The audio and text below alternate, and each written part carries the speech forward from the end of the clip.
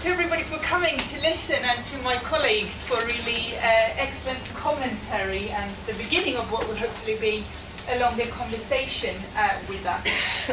In my final little commentary here, I will pick up where my colleagues have left off and consider how China will change world order, because as we have seen, it probably will. Like David, I'm also interested in unpacking this question a little bit and considering how different Chinas might respond to this question. So of course we all know China's a pretty big country, quite a few people there, and of course there's quite a big diversity of opinion. So I'm going to be taking a little snapshot of a few Chinas responding to this question. I will first comment briefly on how the current government are responding to this question. Then I will consider how some Chinese academics have responded to this question. So the government talks about quite a near future when it considers what will happen. It talks about things like One Belt, One Road. It talks about its innovation strategy and its aspirations for climate change. But then they kind of pass the ball on to people like us, academics, who consider the question in a much kind of grander, long-term way and say, okay, well, if China gets to the point where we get to say what we think a new and better and more fair world order would look like, what would this harmonious world be like? Far down the line, if we can look into a long-distance future, what would we like to see if we could replace a current order that is often considered unjust? And finally, I'll comment briefly on some of the popular responses to this and how some people who are neither government officials nor academics respond to this question. If I go over 10 minutes, we'll give me a little wave. Yeah? Okay. So first of all, as Wei mentioned earlier, we have Xi Jinping standing in Davos not that long ago, while the US are saying we're going to put America first, we're going to roll back, we're going to roll out protectionist policies. Xi goes to Davos and says, we're the new defenders of a liberal world order. We're going to protect free trade. We really need free trade. We need to protect the Paris Environment Accord and so on. So if we think not very long back, this seems like a really surprising future.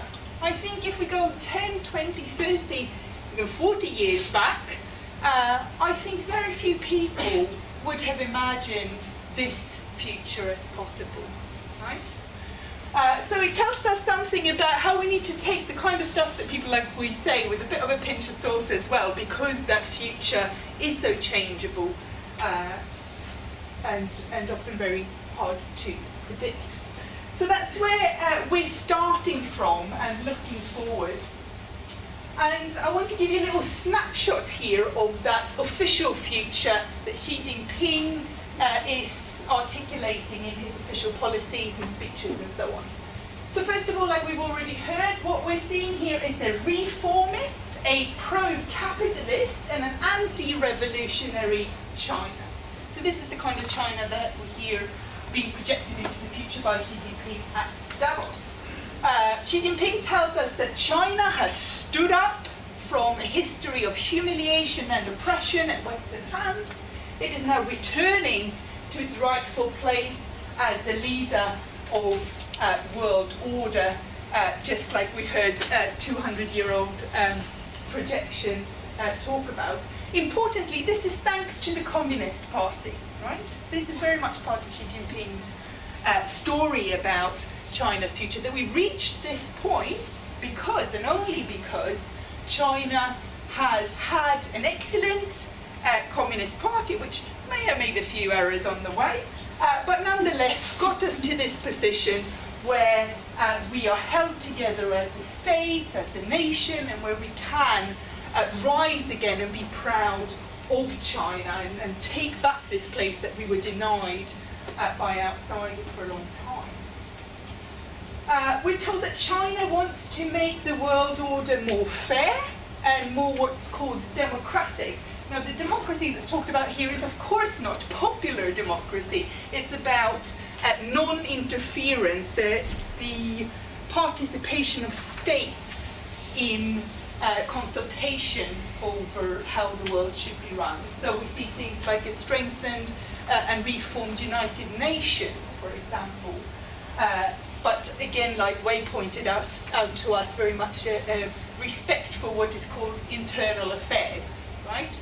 So nobody else should come and tell China what to do in Tibet or Xinjiang or with Taiwan, right? Or even with islands in the South China Sea, because this is an internal matter that others shouldn't meddle in. So China is very much non-interfering, largely stemming from a fear of being interfered in. But at the same time, as we see these suggestions of a desire for change, a better and more fair world order, we also have a China that wants to calm the world very much and say, you guys are a bit scared of us, aren't you? You're afraid that as we rise, this lion's going to roar and shake things and maybe throw its tail around a bit too heftily. Well, we're a responsible great power. We have really benefited from the current world order, and we want to maintain it so that we can keep on benefiting from it. So hence this commitment from Xi to a capitalist system, to the UN, and so on. The general idea of the future that comes from the party state is partly a very kind of linear progression towards a better future that again is ensured by the party state. So those of you who are interested in sociological theory see a very kind of Marxist legacy here about progress towards an end goal. There's certainly quite a lot of openness. So in what we talk about as the China model, as Wei told us earlier, it doesn't matter if the cat is white or black as long as it catches mice. So there's a big openness to experimenting with different kinds of ideas, but really those ideas should also not trickle down too much into the population. So at the moment we see quite a lot of openness and contemplation at the governmental level of different kinds of governance. But at the same time, we see, of course, a lot of censorship, a lot of restriction. We see in Chinese universities our colleagues being told not to teach too much Western ideas and have Western textbooks with their students because they might get the wrong ideas, right? So on the one hand, is very much of an openness that I think is quite rare in the world, actually. That we don't see as much in other parts of the world, and certainly not in this part of the world, to contemplating radically different ideas, but also this fear of what might happen if too many of those other ideas reach too many people lower down in the food chain. And most interestingly, I think, is a recent trend that has emerged in China over the last 10 to 20 years, of an increasing urge to look to Chinese traditional thought for ideas or rhetorical clout when it comes to imagining a new and better world order. And at the moment, the Chinese government are telling us to look to that traditional world order so that we can be fulfilling this Chinese dream of a harmonious, better world that it talks about. And that's where the intellectuals get to pick up the stick, because of course they are the ones who then ask, well, what would this harmonious world really look like that Chinese leaders say that they want to build? And they are given different answers to this question. And these are the visions for a very more long-term future of world order. So I'm going to give you 3 examples of answers that key scholars have given, or developments or ideas that they have developed in recent years. But overall, if we look at the kind of vast group of Chinese academics who are thinking about this question, first of all, there's quite a diversity of ideas going on. There's a kind of a right wing, there's a left wing, there's quite a big variety of ideas circulating, of course, with certain restrictions that you won't be challenging party rule in a direct way. Probably shouldn't mention Tiananmen and so on. You shouldn't be rallying for constitutionalism or official formal electoral system in China. Then you probably end up in jail like Liu Xiaobo did, the guy who got the Nobel Peace Prize a few years ago. But as long as you stay away from those really sensitive questions, there's quite a lot of space for contemplating rivaling ideas of China's role in the world. Interestingly, some of my colleagues argue that these intellectual debates in China are really, really important because Chinese intellectuals are a lot more influential than us intellectuals or academics in the West.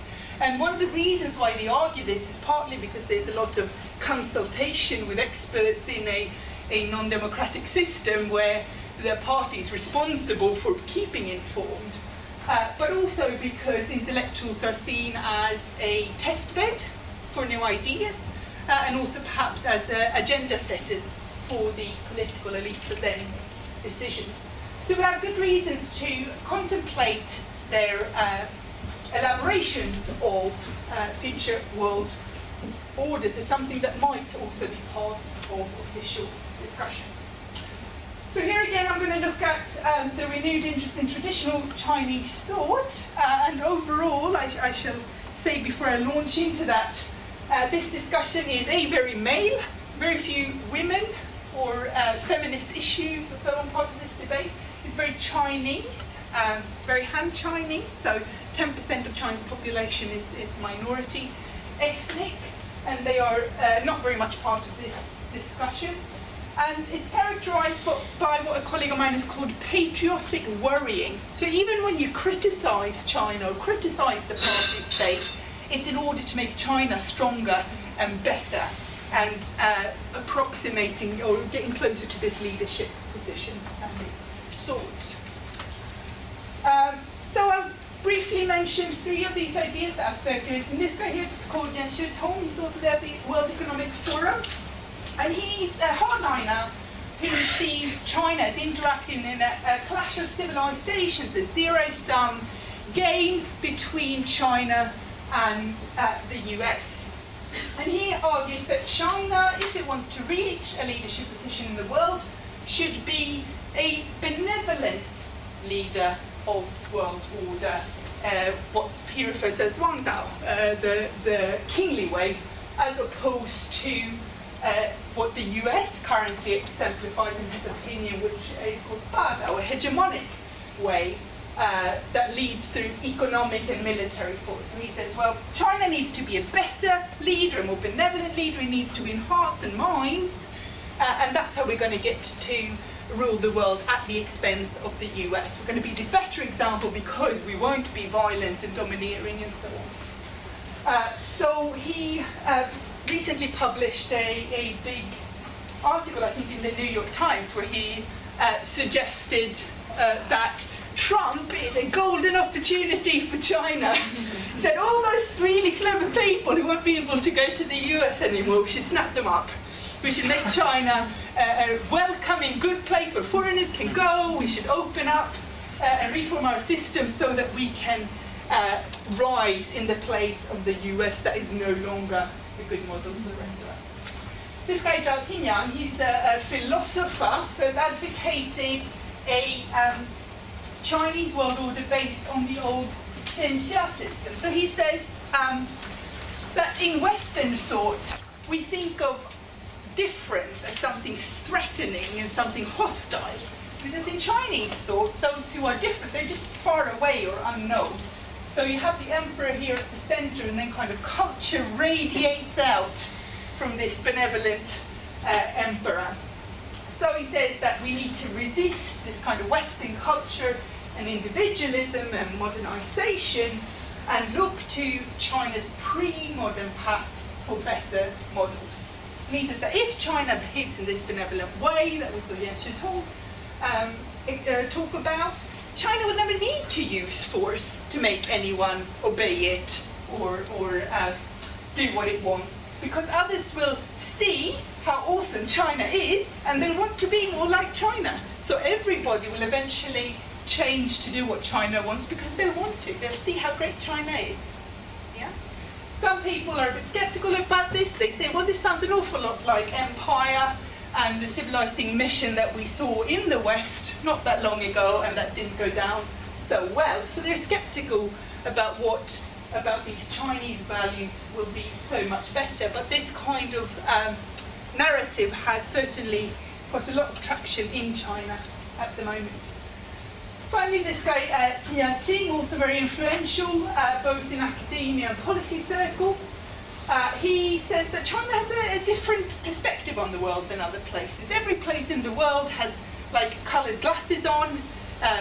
The US might see the world in pink, China might see the world in yellow.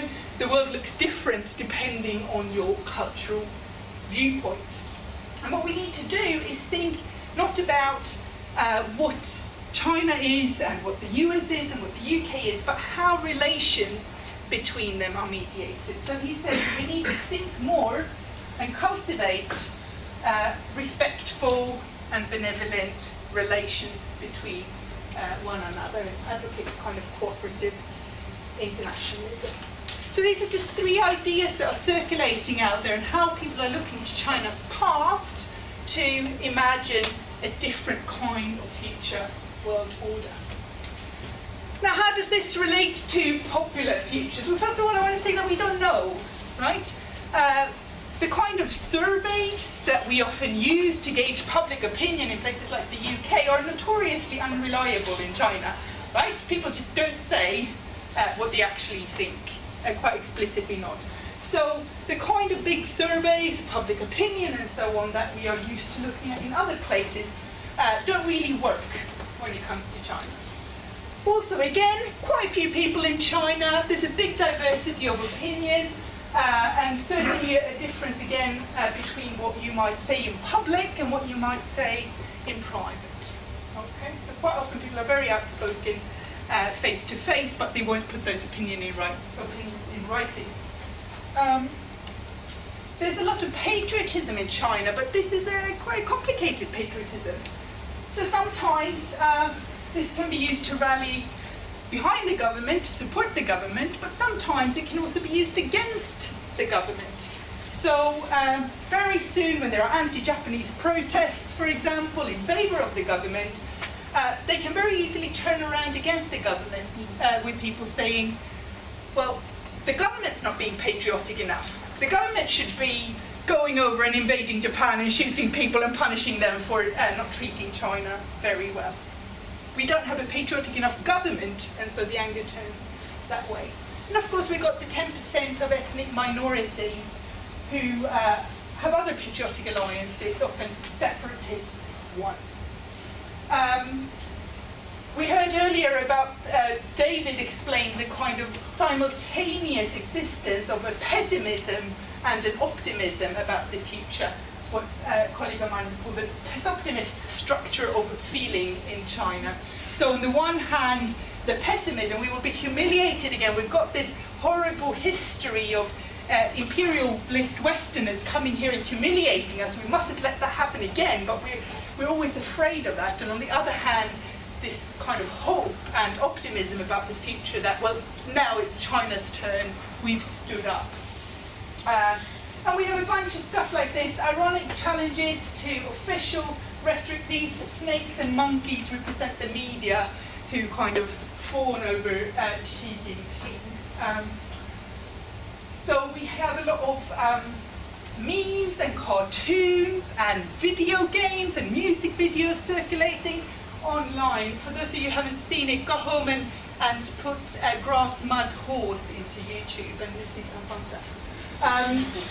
So there's certainly a lot of resistance to these official narratives coming both from the government and from academics. And I think maybe I should round up all of our talks by saying that there are certainly many Chinas being projected into the future.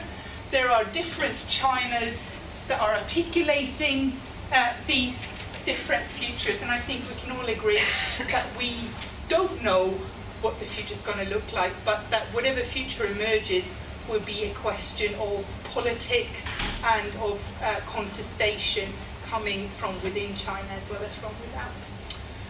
And with that, shall we open up to questions, perhaps? Thank you. Yeah.